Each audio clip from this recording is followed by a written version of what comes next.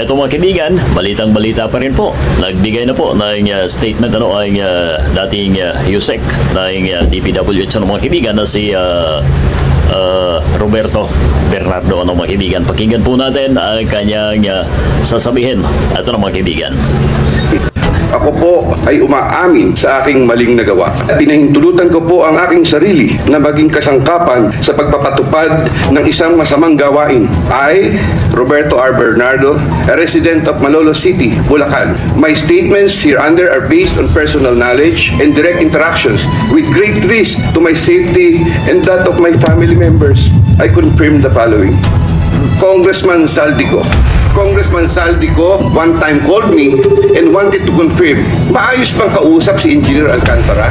Engineer Alcantara then told me that Kong Saldico was asking for a 25% commission, 2% was to be shared equally between Engineer Alcantara and myself. He made deliveries of cash to Congressman Saldico in compliance with his commitment. Senator Chis Escudero. Maynard Ngu is a close friend and campaign contributor of Senator Chis Escudero. I personally submitted a list of projects to Maynard Ngu. I asked, Boss, okay na ba ang 20%? Maynard said, okay.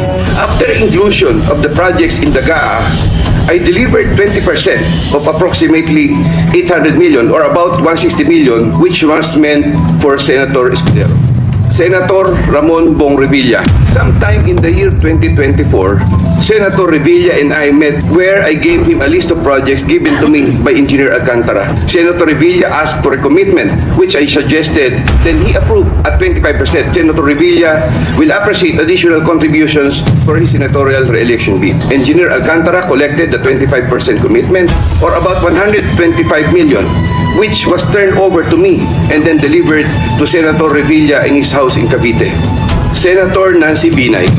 Sometime in the year 2024, Carlin Villa, a staff of trusted confidant of Senator Binay, called me and asked for a commitment which was set at 15% of the total amount of the projects. Engineer Alcantara collected 15% commitment, or about 37 million, which was turned over to me and which I then delivered to Senator Binay at a house in Quezon City.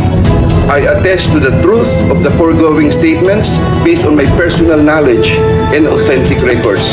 Handa po akong gawin ang lahat ng nararapat upang maiwasto ang aking kamalian at maiwasan na ito'y mangyaring muli. So yun na mga kaibigan, grabe itong mga tao na to.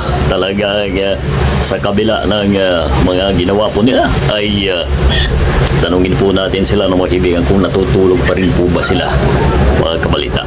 So maraming salamat sa inyong pagtutok sa ating balitang ito mga kaibigan.